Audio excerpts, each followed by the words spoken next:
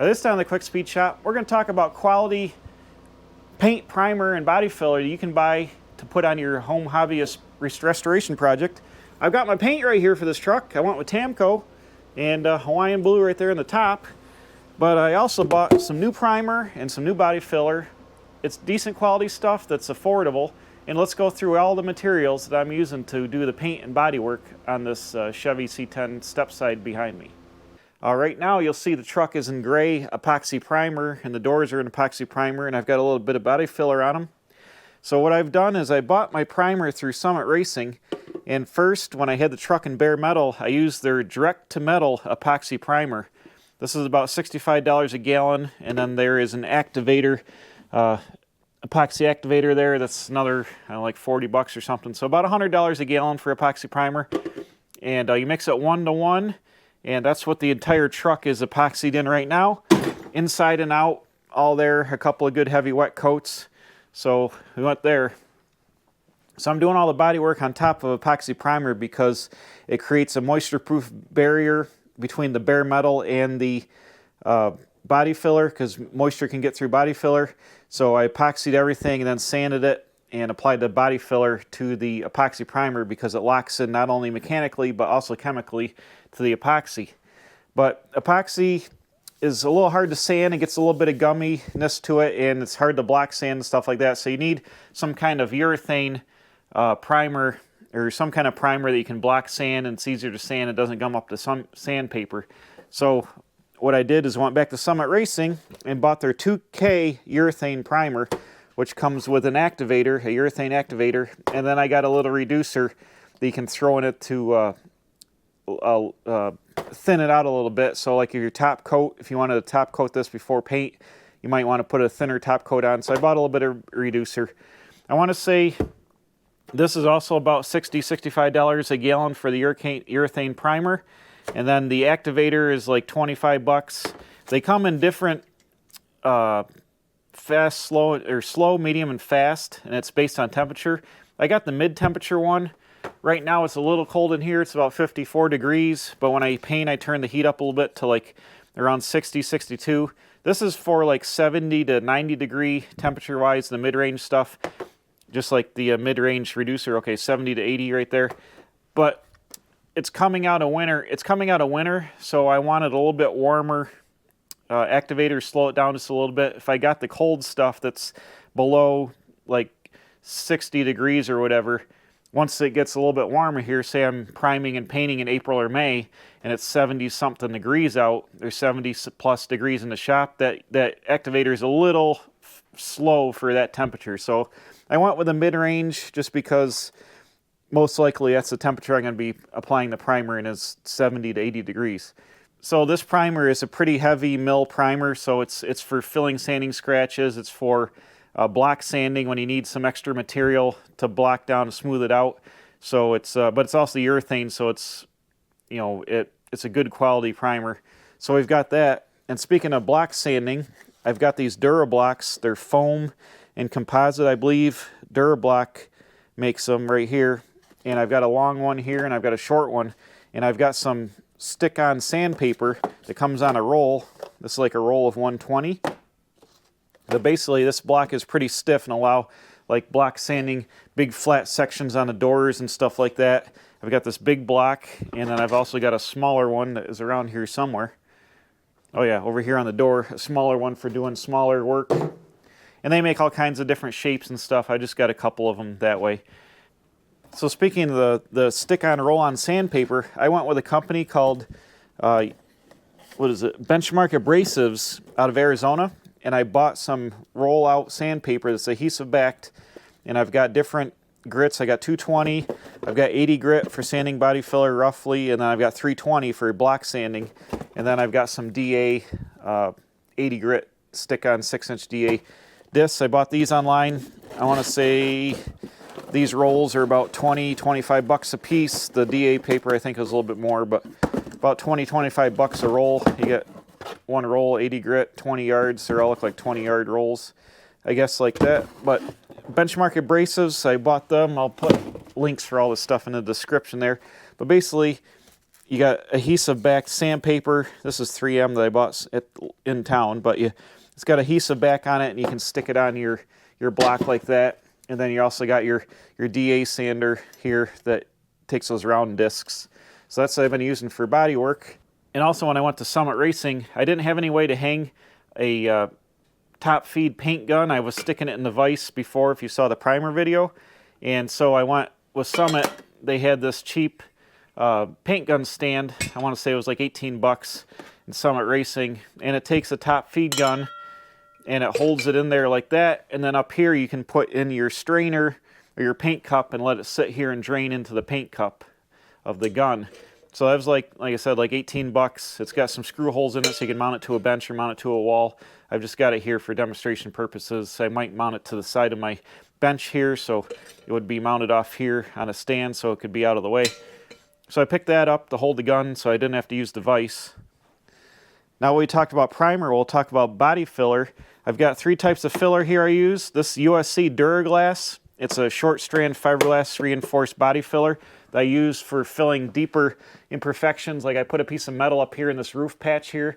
You can see a little bit of the green. You can go back when I started doing the bodywork video if you want to see the application. But it's a green short strand fiberglass reinforced body filler for filling deeper things. This isn't very deep. It's like 1/8 inch at the most. But I use the USC because it is durable and it's waterproof. And then I've got this Evercoat Chromolite body filler on top there, this yellow body filler.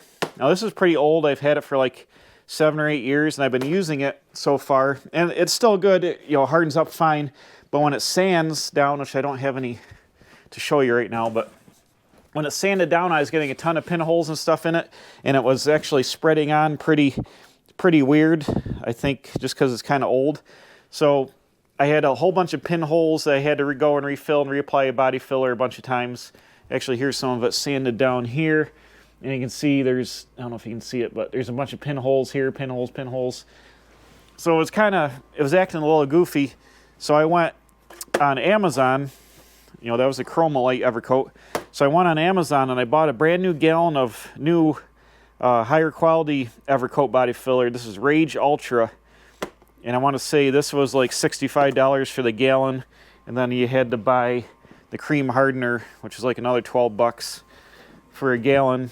This is probably, I haven't opened it yet, but it's probably white body filler, I would imagine. White color, mix and be a little off blue, I would imagine, like that. But, well, in the next video, I'll be using it to sand and do the body work. But this is high quality polyester filler. It's really easy to sand. Should have, I think it eliminates or has pinhole eliminator in it, and it's really good to spread, and it's new. Yeah, easily to spread, eliminates micro pinholes. So I think this stuff is just old, because like I said, I've had it around for a few years. And so I picked up a brand new gallon of Rage Ultra. Once I block sand all these parts out here, I'm fixing very minor imperfections in the cab. It'll get sanded most of the way down. It'll probably have pinholes like I showed there, so I'll reskin this all with the Rage Ultra and do all the rest of my body work. This will be plenty with this gallon here. So those are the body fillers I was using. Pretty much the USC Duraglass and the Rage Ultra is what I'll be using. And I had been using the Chromolite, which I'll probably throw away because it's pretty old. So we had a couple $100 in basic materials, couple $100 in epoxy primer, 2K primer, body filler. Now we're onto the paint, and my paint just came in. I ordered the Hawaiian blue for the top of the truck. Right here, it's all going to be Hawaiian blue. All this is blue, and then it's going to be frost beige on the bottom. I'm cloning this truck, which my dad built in the 80s. And so basically the hood, the inside of the cab, up here, everything that is that lighter color is the Hawaiian blue. So I looked online for quite a while, and I went to a bunch of forums, and this Tamco company, a lot of people on forums said they've had good luck with a budget-friendly, good quality paint for home hobbyists. And so I ordered up 2 gallons of Hawaiian blue. There's the color on top there. And it's made in USA. I don't know if these people have a company and actually make it, or they buy it and repackage it. I'm not exactly sure. But it shipped out like in a couple of days. Tamco, I think where we go here. Yeah, TamcoPaint.com. They've got all kinds of colors. They mix it up. I bought their medium hardeners, like I said again, the temperature I'm going to be spraying this in is probably 70 or above, so I bought the medium hardener. I believe it mixes 4 to 1 to 1 with hardener, and or you can put some urethane reducer in it if you want to get a little bit thinner. So I bought 2 gallons. So you buy a kit. It comes with, per gallon, the kit comes like that. It comes a gallon of paint and a quart of hardener. So paint is very expensive nowadays, and I have paint stores in town, and every time I've gone to buy paint at them, it's like all the money and then some. I think I bought 3 quarts of Dodge Brown Metallic to paint my 80 Dodge truck cab. So 3 quarts of paint plus the activator, and with single stage urethane, off brand. It wasn't like PPG, it was like their house brand. I want to say it was $660 plus tax for 3 quarts of paint. So I went with Tamco this time instead of the local company, and I was able to get a kit of single stage urethane is $462, you know, plus shipping plus tax. So basically, then I bought this extra. This is another like $25 or $30 for the reducer. So I've got about $850 in the paint to paint this truck. I went with 2 gallons. I hope it's going to be enough. I think it is. This is a single stage solid color. It should cover pretty good with 2 to 3 coats. I was trying to go, I'm not a professional painter. Obviously, I haven't painted hardly, I painted a couple cars, but I was trying to guess. I didn't want to buy too much paint because it is expensive. I didn't want to be short. And for this truck, it's like going to be just a hobbyist truck to drive around town like a daily driver. If I run low on paint, I'm going to panel paint this thing. Like I'm going to paint the cab and the doors now, and then the fenders. If I run low on paint for like the box, I'll try to paint everything that goes together with this color. And if I run low and got to get another gallon for the box, and if it doesn't quite match, it is what it is, I guess. But the whole front of the truck, I'm sure 2 gallons is enough to paint the cab, the doors, the fenders, the hood, and all that. And keep in mind, I showed you the picture. From here down is frost beige. So in order to save some paint, when I paint this blue, I'm just going to paint down somewhere into here and leave this primer. And then I can sand it back to this body line where the paint change is going to be. And I'll like mask this off, and so the blue will come to here, and then I'll paint the beige on the bottom side. So I'll save the paint of going around there, and on the fenders, it goes around. All this is beige here, so I will, this all be in one coat of 2K primer, so I'll just blow the blue paint over on the edges, and then I'll sand it back and tape it up and put the frost beige on the bottom. On the inside, to save some paint, you could paint the entire fender blue on the inside, but honestly, the only thing that shows is this structure right here and like this part. Back in here, the inner fender hides a lot of this, so I'm going to mask this off and just paint the inside of these fenders flat black, kind of like it is now with the EDM coat. And so the only blue you'll see is this section here where the hinge bolt's on. All that inner structure will be black, and actually I'm going to put fluid film on this truck for corrosion resistance and stuff like that. So the flat black actually grabs onto the fluid film and helps it stick better. So it'll help it to be flat black on the inside of the fenders anyways. So I'll save some paint there. Pickup bed as well, I can save some paint.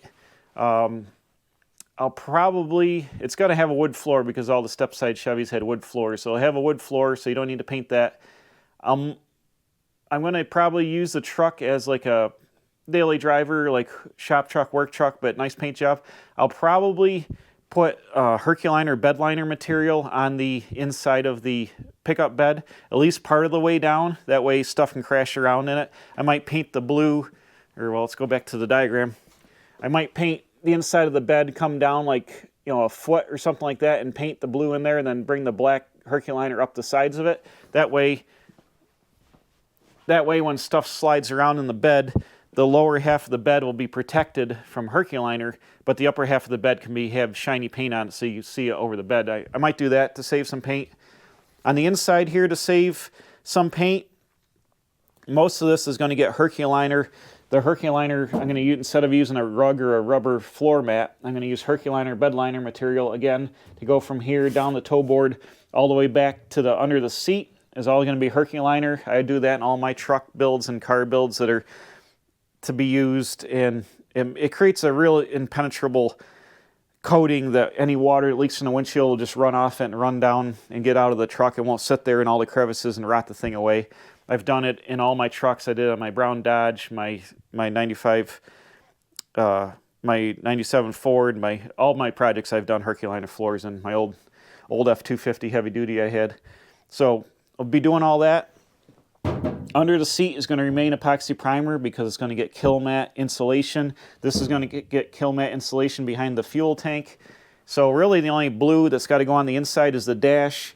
A little bit behind the dash here, I'm going to leave this brown primer up here, just like a factory look. So just stuff you'd see in the truck. I'm going to hit some blue there, paint this blue, the dash, and then the inside of the cab down to here will be blue. The rest of all this will not be painted.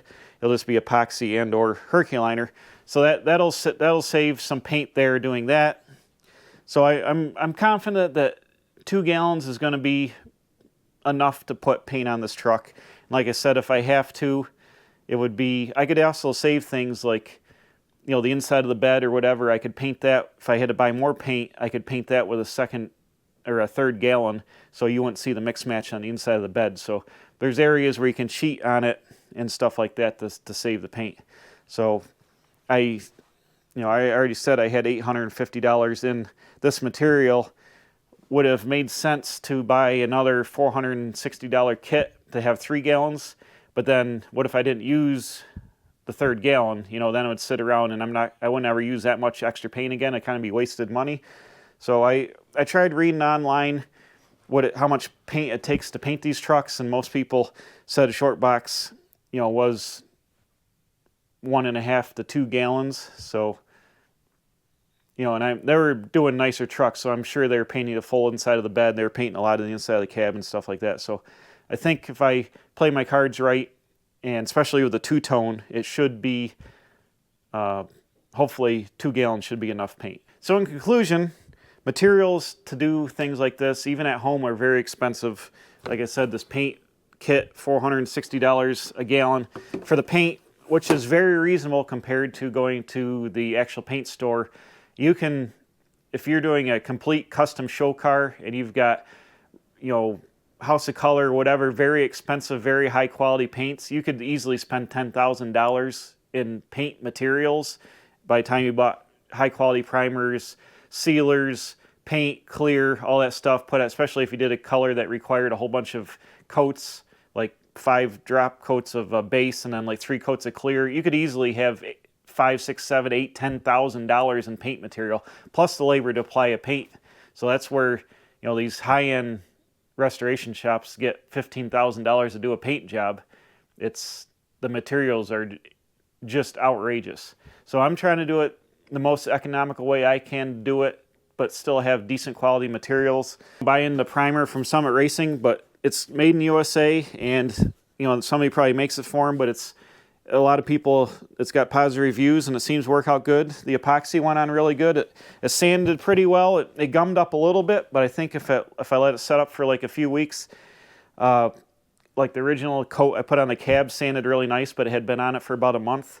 So the doors are fresher and this coat is fresher, so it's a little gummy still, but I think it's going to lock in. But once I put the high build 2K urethane primer on there, this stuff sands really nice according to the reviews, so that'll be good.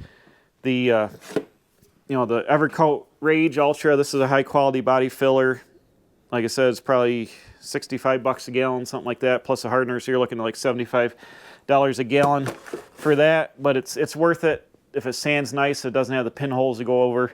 You know, basically in body work and paint, time is money. If you can spend more money on quality materials, they cost more, but the labor savings involved, like obviously I'm doing this at home on YouTube for essentially nothing, like labor-wise, but if you're paying a shop $50, $60, $80, $150, $250 an hour, depending on what quality level of shop you're at, if you can save them an hour in sand and body filler by having a quality, you know, body filler product,